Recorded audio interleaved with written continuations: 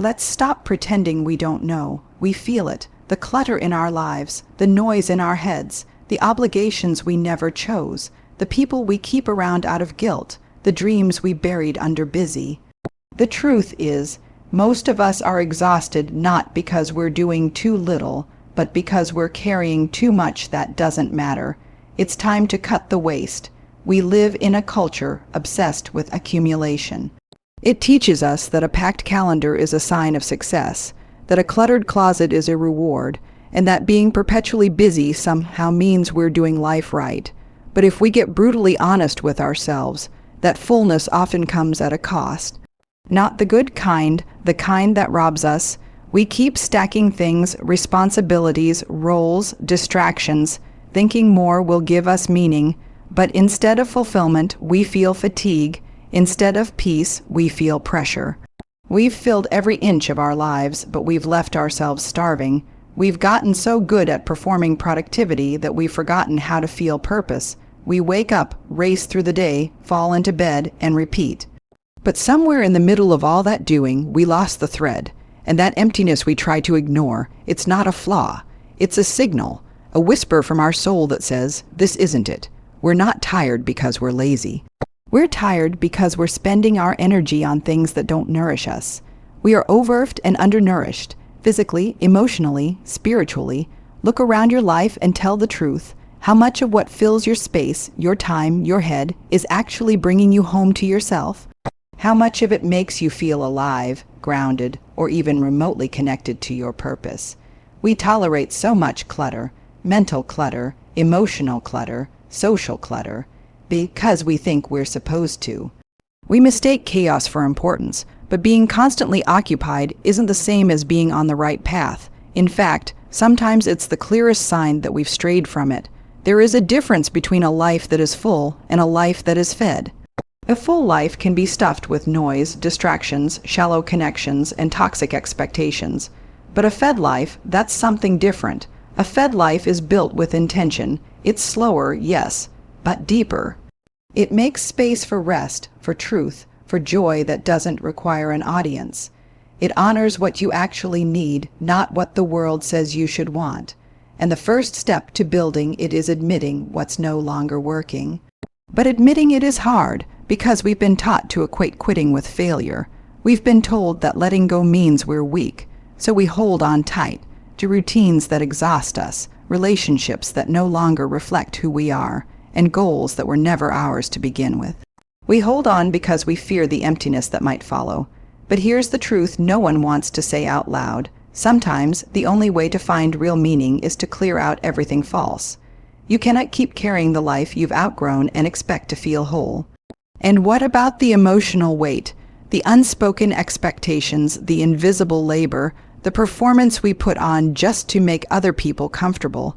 That counts too. We don't just carry physical clutter.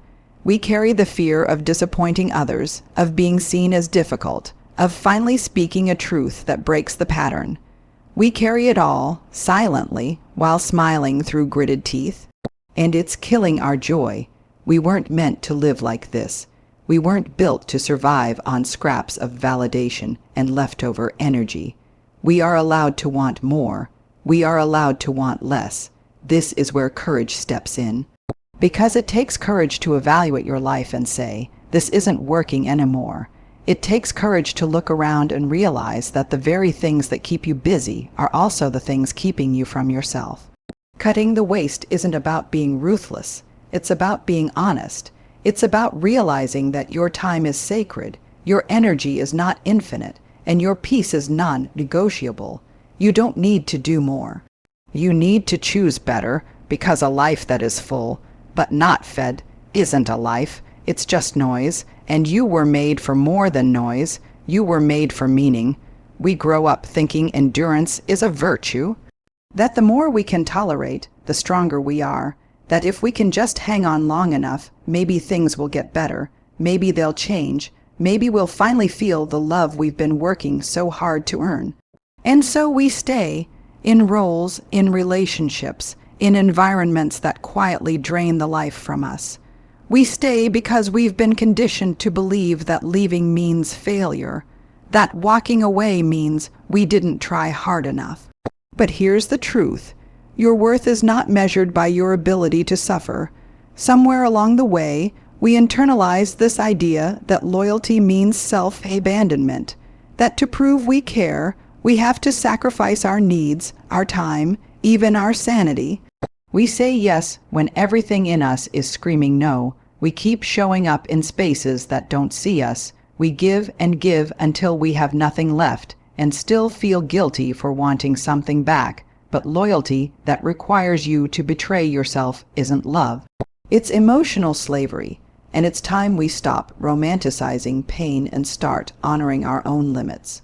Letting go isn't weakness, it's wisdom.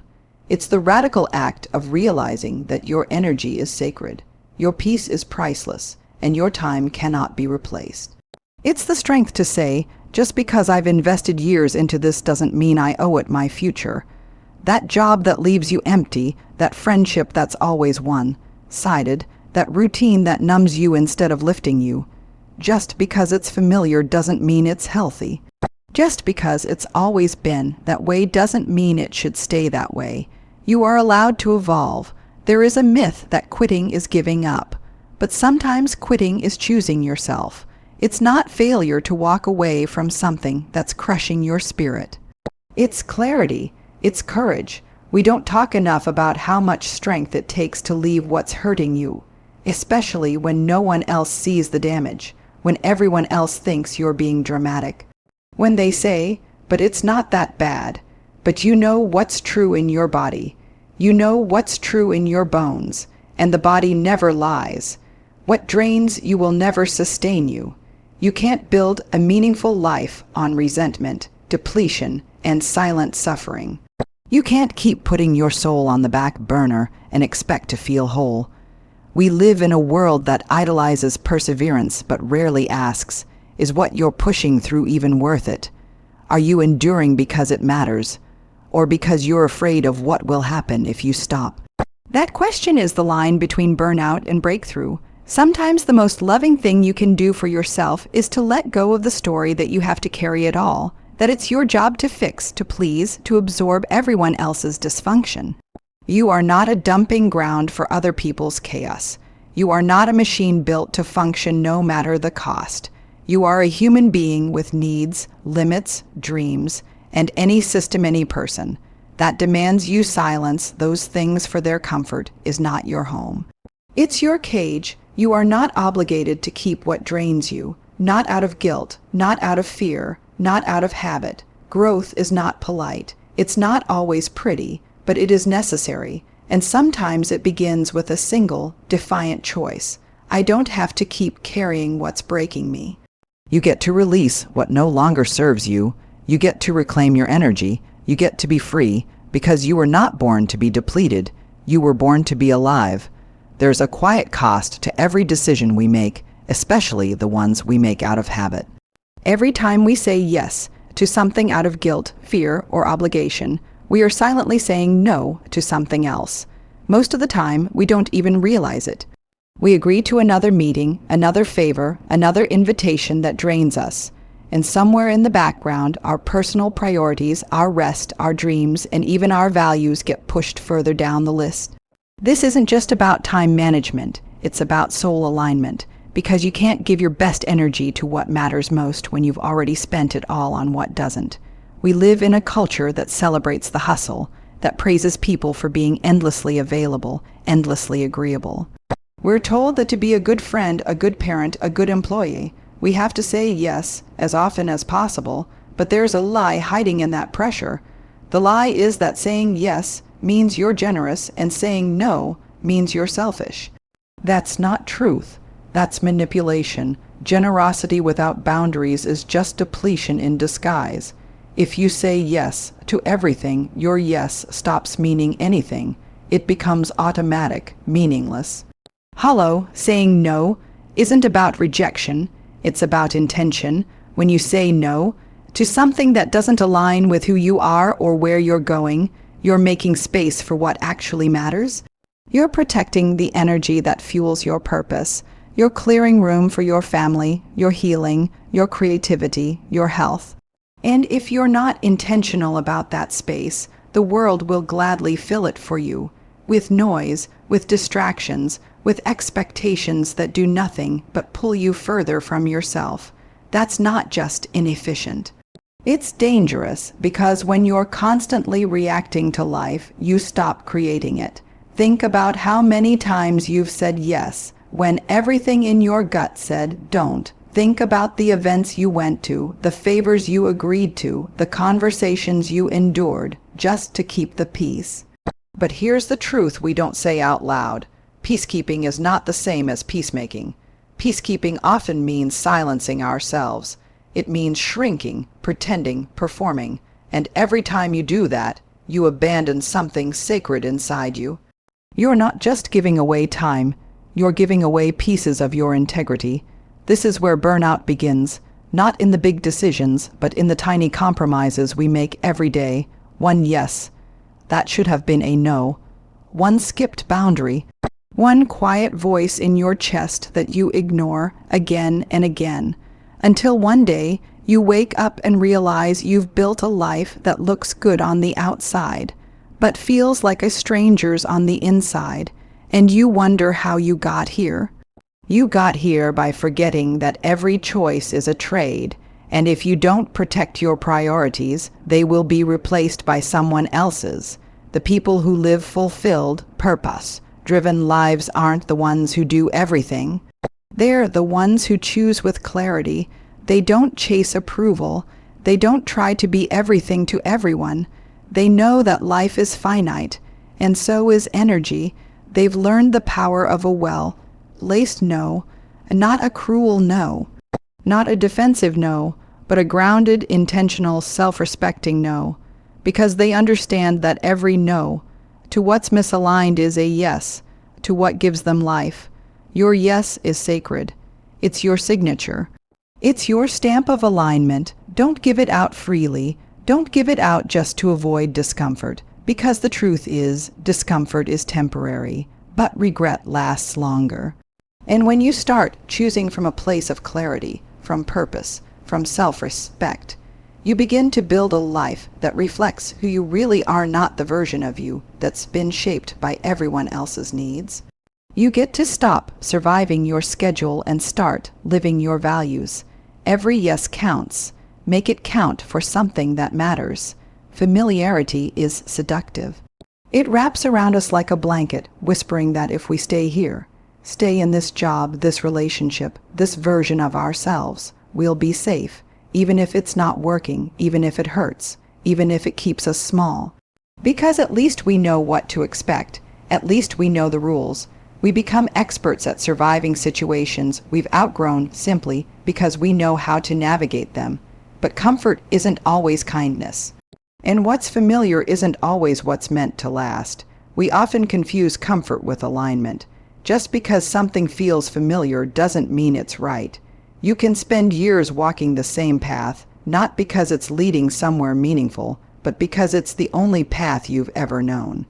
You can repeat patterns not out of passion, but out of habit. And when we don't question the familiar, we end up calling dysfunction normal. We normalize emotional exhaustion. We normalize loneliness in relationships. We normalize pretending. We get so used to settling that we forget what it means to feel truly seen, energized, or alive. There comes a point when you have to ask yourself, is this still true for who I am today? That's the question that breaks cycles. That's the question that cracks open growth. Because not everything you started with is meant to go with you. Some friendships served you in one season, but no longer reflect your values. Some dreams made sense 5 years ago, but feel like a prison now. Some parts of you were born out of survival, not identity, and now that you're safe, you're allowed to shed them, you're allowed to evolve. We don't talk enough about the grief that comes with outgrowing the familiar. Because even when you know it's time to move on, leaving what you've always known is painful. There's mourning involved, mourning the time invested, mourning the version of you that clung to that story, mourning the comfort of not having to question everything. That grief is real, and it's necessary. But grief doesn't mean you're making the wrong choice. It means you're letting go of what's no longer yours to carry, It means you're making space for something truer, deeper, more aligned. There's also fear. Of course there's fear, because growth requires risk. It requires stepping into the unknown without a guarantee. But let me tell you something, staying stuck has a cost too. You might avoid the discomfort of change, but you also avoid the possibility of becoming who you're meant to be. You avoid the relationships that could nourish you, the work that could inspire you, the peace that could finally feel like home. The longer you stay where you don't belong, the more you convince yourself that this is all there is. And that's the real tragedy, not failure, but stagnation. Sometimes you have to choose disruption, not because you're impulsive, not because you're ungrateful, but because your soul is trying to evolve and the current version of your life can't hold what you're becoming. This is not about abandoning responsibility. This is about reclaiming authenticity. This is about acknowledging when something has expired, even if it once felt right, even if others won't understand. Even if it makes you the outlier, you don't need permission to outgrow your own past. You just need honesty and the willingness to move. Your loyalty belongs to your truth, not your patterns. You're not here to live the same year 70 times and call it a life. You are here to grow, to stretch, to shed, to become. And that means being willing to release what once felt like everything. The job that gave you identity but now steals your joy. The relationship that taught you love but no longer honors your heart. The habits that helped you survive but now limit your freedom. It's okay to thank them and still walk away, because staying small for the sake of familiarity is not loyalty. It's self-abandonment, and you've done enough of that. We've been sold this surface-level version of decluttering. Clean counters, neutral palettes, curated spaces that look good in photos. But cutting the waste goes far deeper than what fits in a drawer or looks tidy on a shelf. This isn't about stripping your life to look a certain way. It's about peeling back the noise until what's left actually means something to you, not your parents, not your friends, not the culture that constantly tells you to chase more. Cutting the waste is about getting radically honest with what feeds your soul and what just fills your space. Waste isn't always obvious. It's not just junk mail or old clothes or hours lost scrolling through a screen. Sometimes it looks like commitments that drain you, projects that no longer serve your mission, relationships that feel heavy no matter how much effort you pour in. Waste is anything that costs you energy without giving something meaningful back. And when you finally name it, when you say this doesn't belong here anymore, you begin to reclaim your life from the inside out, not because you're chasing perfection, but because you're ready to feel something real again. There's nothing superficial about wanting to live with intention. In fact, it takes courage, because it means questioning things you've always accepted. It means letting go of the distractions you once clung to. It means facing the discomfort of asking, if all the noise disappeared, would I still recognize my life? Would I still recognize myself? That question is terrifying because so many of us have built our identities on busy, on performing, on pretending, but at some point the pretending becomes too loud to ignore, and that's when the shift begins, not in your stuff, but in your spirit. This is about living aligned, not living empty. Some people here cut the waste and think of lack. They think of sacrifice, but real clarity isn't a punishment. It's a gift. When you cut the waste, you make room for presence. You make room for rest. You make room for the things you used to love, but lost in the chaos of trying to keep up. You make room to hear yourself think, to feel what you've been numbing, to rediscover what actually lights you up. That isn't lack. That's life. That's freedom. That's enoughness in its rawest, purest form. We've built a culture that glorifies excess and calls it abundance. But there's nothing abundant about a life full of things that mean nothing. There's nothing rich about being surrounded by people you can't be real with. There's nothing successful about climbing a ladder that leads to burnout. Meaning doesn't come from how much you have. It comes from how deeply you connect with your purpose, your values, your people, your peace. And to access that, you have to clear the clutter that's blocking the path. not because someone told you to, because your own heart is asking for it. Cutting the waste is personal. There's no checklist. No one-size-fits-all formula. What's waste for you might be nourishment for someone else, and that's okay. The point isn't to follow a trend. The point is to follow your truth, to hold up every part of your life and ask, is this mine? Does this reflect who I really am, or is this something I've been carrying because I thought I had to? That's where transformation happens, not in the perfect plan, but in the raw, unfiltered moment of truth telling. The world will keep telling you to add more hustle, more stuff, more goals, but meaning comes when you start subtracting, when you strip away the noise and get back to the core, when you stop chasing and start choosing, when you stop performing and start living. Cutting the waste isn't about having less, it's about making space for what truly matters. And when you find that, when you touch that core of meaning, you stop feeling like you're constantly behind. You stop apologizing for needing rest, for craving simplicity, for wanting more depth. You start living on purpose, and that changes everything. Every time you ignore that tight feeling in your chest, every time you say it's fine, when it clearly isn't, you're not just avoiding conflict. You're setting a precedent. You're telling the world, this is acceptable, and it's not always a conscious decision. Often it's quiet, subtle, a joke that cuts too deep and you laugh it off. A boundary that's crossed and you stay silent. A need that goes unmet and you pretend you didn't notice. These aren't isolated moments. They're patterns, and those patterns shape your life more than almost anything else. Tolerance is powerful, but it becomes dangerous when it replaces self-respect. When you tolerate disrespect, you become complicit in it, not because you want to be, not because you deserve it, but because you've been taught that it's easier to keep the peace than to disrupt it, that it's safer to be agreeable than to speak your truth. But here's what no one tells you. Every time you tolerate less than you deserve, you train others to believe you don't require more. You condition them to think your needs are negotiable. And over time, that becomes your story, even to yourself. This isn't about blaming yourself for other people's behavior. Their actions are still theirs, but your boundaries, those are yours to build, yours to enforce, yours to honor, because you can't control how others show up, but you can control whether or not you allow it in your life. You can decide, I'm not available for this anymore. You can decide, my peace is non-negotiable. That decision might cost you comfort.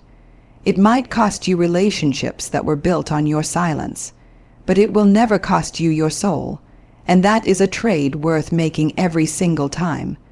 The people in your life will rise or fault at the standards you hold. When you get clear about what is and isn't okay, you create a container for mutual respect. You stop managing other people's reactions and start managing your own energy. You stop shrinking yourself to fit into rooms that were never built for your fullness. You stop accepting crumbs when you were made for more, because the truth is, people will test your boundaries, that's human, but when they do, your response is what teaches them how serious you are, not your words, your actions. It starts with the smallest moments, how you allow yourself to be spoken to, how you respond when your limits are dismissed, whether you apologize for having needs, whether you over-explain your no like it's a crime. These details matter because they send a message, not just to others, but to yourself. Every time you stand firm in your worth, even when your voice shakes, you reinforce the truth. I am enough. I am not here to be tolerated. I am here to be respected, and that internal message echoes far louder than anything you say out loud. There is nothing noble about tolerating what breaks you. Tolerating dysfunction doesn't make you kind, it makes you exhausted. Tolerating disrespect doesn't make you easygoing, it makes you resentful. Tolerating emotional neglect doesn't make you strong, it makes you disappear in your own life. You weren't made to carry the weight of everyone else's comfort at the expense of your own well-being. You were made to live whole, to live honest, to live free. And sometimes freedom begins with a boundary that says no more. So ask yourself, What have I been tolerating that's teaching the world I can handle being hurt? What have I been accepting because I thought it was easier than speaking up? Because the truth is, it's not easier.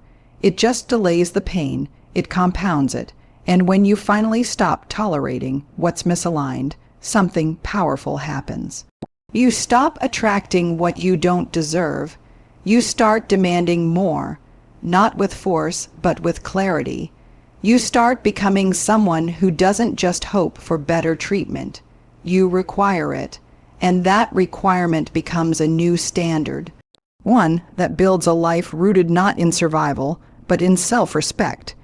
We've been conditioned to believe that being busy is the same as being valuable, that if our calendars are packed, our inboxes overflowing, our days stretched thin from sunrise to sunset, we must be doing something right. Productivity has become a status symbol, an identity, but no one tells you what it's costing. No one tells you that in the race to do it all, you can forget how to simply be. You can lose your sense of direction chasing deadlines. You can pour yourself into everyone else's needs and realize, too late, that your own have gone unmet for far too long. Busyness is seductive. It gives the illusion of progress. It makes us feel needed, wanted, important. But behind all that motion, there's often emptiness. There's the ache of being constantly connected but rarely present. There's the exhaustion of performing a life that looks successful but feels hollow. And here's the hard truth. Just because something fills your time doesn't mean it feeds your soul. Not every opportunity is aligned. Not every demand deserves your attention. When everything is urgent, nothing is sacred. We don't measure a meaningful life by how much we've done. We measure it by how deeply we've lived. And you can't live deeply when you're constantly in motion, constantly chasing, constantly proving. You can't hear your inner voice when you're drowning in noise. A full calendar won't fulfill you. It might distract you, sure. It might impress people who are too busy numbing their own emptiness to see yours. But when you slow down, when you get still, you start to feel again. And feeling is the gateway to truth. If you've ever looked around at your life and thought, is this it? That wasn't failure talking. That was your soul waking up. That was the whisper inside you saying, there's more to this than checklists and meetings and milestones. There's more to you than your accomplishments, more to your life than how well you can juggle. But until you create space to listen, to reflect, to realign, you'll keep running and running and running. Until one day your body says stop, or your spirit goes silent, or your relationships collapse under the weight of your absence. Our calendars are not just timekeepers, they are truth tellers. They show us what we prioritize. They reflect where our energy goes, whether we realize it or not.